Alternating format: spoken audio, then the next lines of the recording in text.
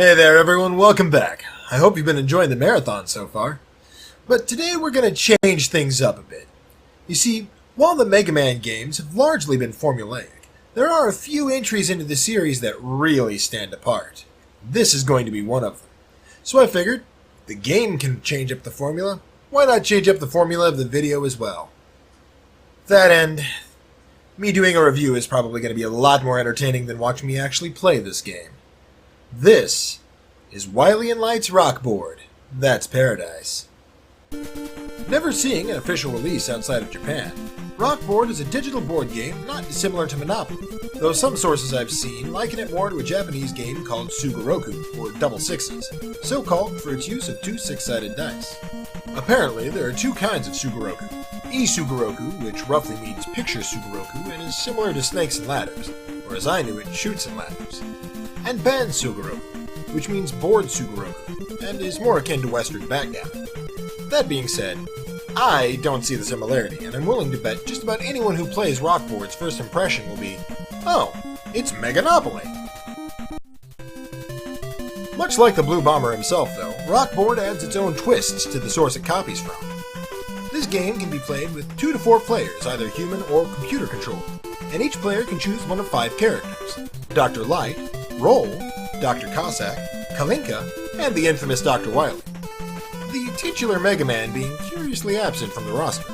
There is more of a difference between the characters than just sprites and dialogue lines, though, as each has a special ability that may trigger if one is unfortunate enough to land on a space they have a building on.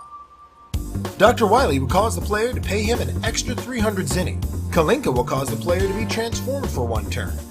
Dr. Cossack will cause the player to roll the roulette again, which is basically an 8-sided die. Roll will cause the player to lose a turn.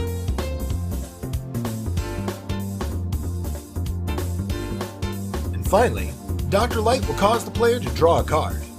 Now that last one may seem overly generous for something that's supposed to be holding your opposition back, but drawing a card in RockBoard isn't always a good thing. RockBoard's deck features 32 cards divided into 6 types.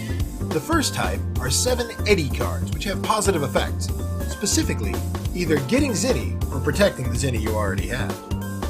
The first is the Lucky card, which will use itself automatically if the player has it in their hand when they pass the E-Tank space, doubling the money that they would get. Next is the Good Fortune card, called the Luck card in the translation, and not to be confused with the previous Lucky card. This one will grant the user 50 zenny at the end of each of their turns for a while and disappear after a random number of turns. Next up is the Revival card, renamed Comeback, which functions as an ace in the hole that'll give the player 1000 zenny if their zenny total should ever bottom out.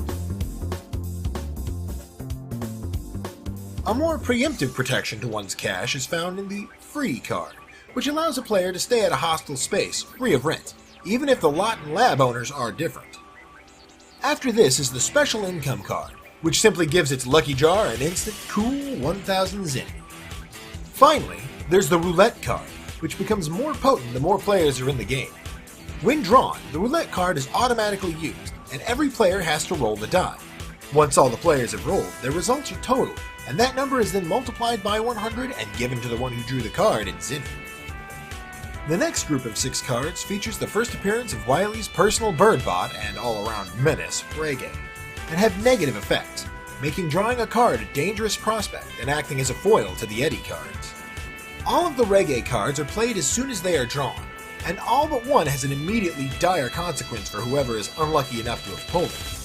First up is the Misfortune card, renamed Disaster in the English translation, which functions as the polar opposite to Eddy's Good Fortune card, causing the player to lose 50 zenny at the end of each turn.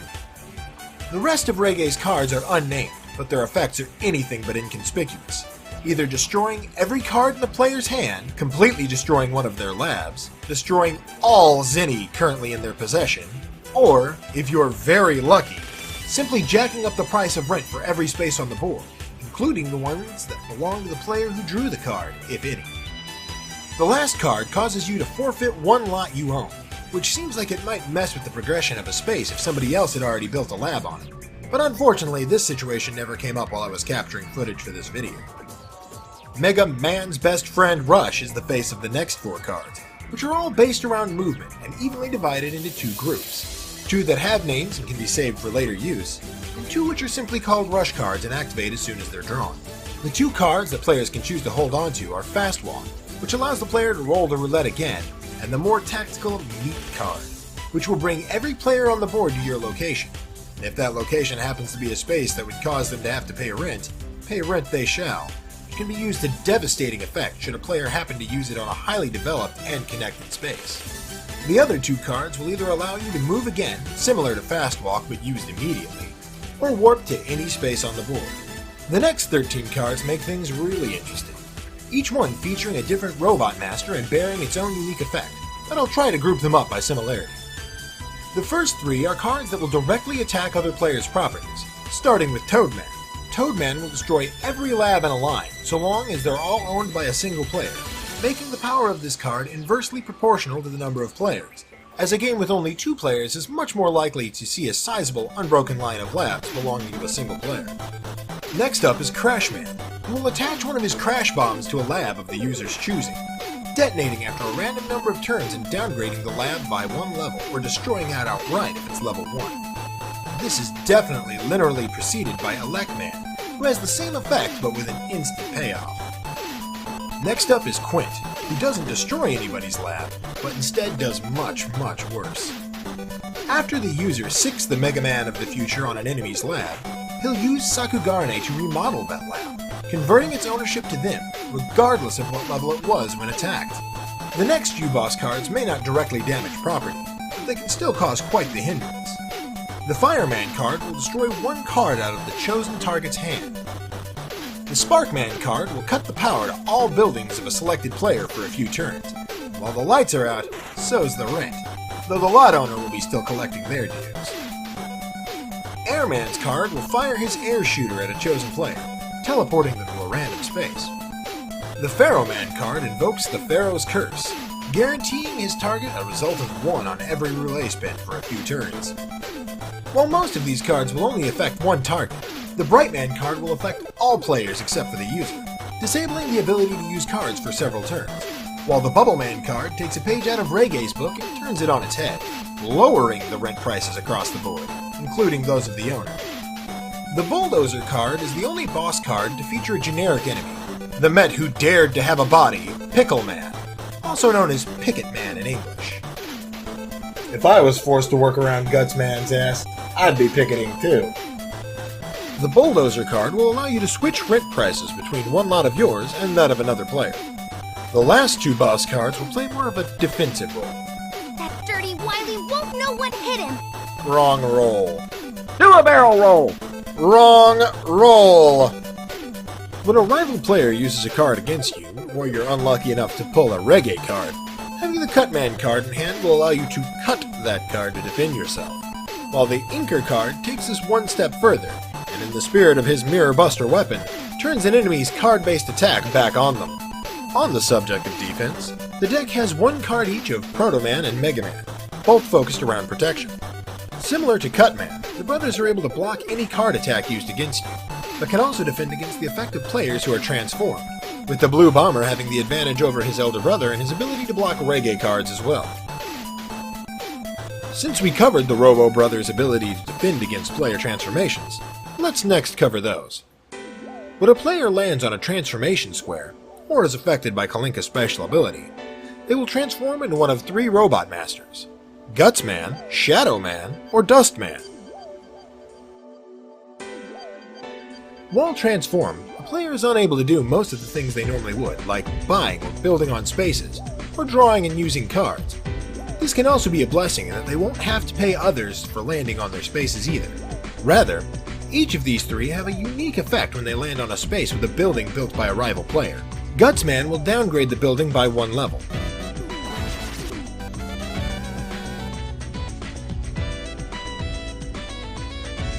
Shadow Man will steal a card from the building owner.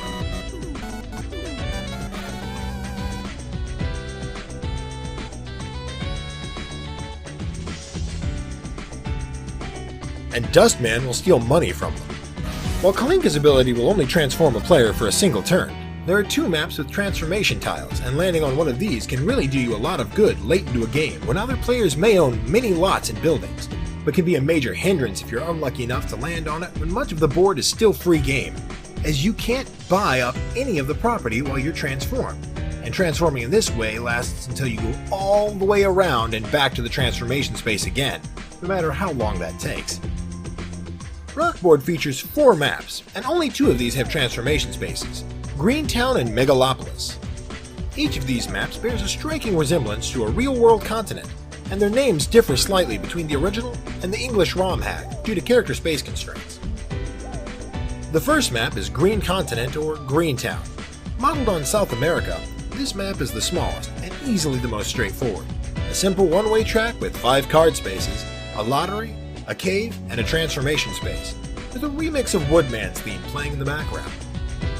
Every map has an E-Tank starting space that parallels the Go of Monopoly, and Cold Island's E-Tank space divides the map into 2 halves. The left side of the track is significantly larger and features 3 rush spaces, 2 that connect to each other on the left side, and 1 that is connected to a rush space on the smaller right side. The right side, while smaller, can be navigated in either direction once you move into it from the E-Tank space. Regardless of which side you're on, players can choose to pass up moving into the center E-Tank space and continue to lap the side they're on. But, as you won't pass over that space, you'll also be foregoing the zinni you're normally awarded for doing so, an amount which goes up the more property you own when you do it. The third map is called the Continent of Sand or Hot Zone, and is modeled after the continent of Africa. While movement tactics aren't as complex as in Cold Island, Hot Zone takes its own twist on the idea of optional paths by offering a branching path that goes into the lower portions of the map and roughly doubles its number of tiles. This map also contains an entertainment space, where players can bet on a Met race, a feature also present on the Megalopolis map. And, speaking of Megalopolis, the final map is clearly based on the continental United States and is by far the largest of the 4 maps. This map has a little of everything: a transformation space, a pair of entertainment spaces, a lottery space, a construction space that costs you a turn, and a rush space that leads to a short, otherwise inaccessible side branch.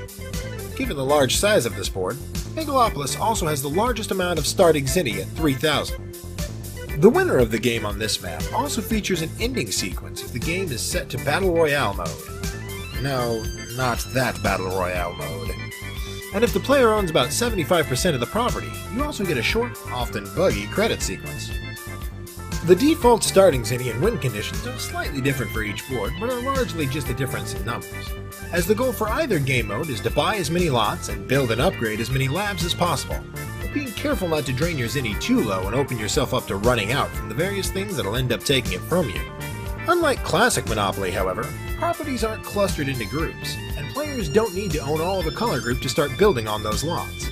The real estate market of RockBoard can be every bit as cutthroat as its inspiration, however, as while trying to deny parts of property groups may not be a thing, players are able to build on and upgrade labs on lots that they don't own, just so long as it's owned by somebody, there isn't already a lab there.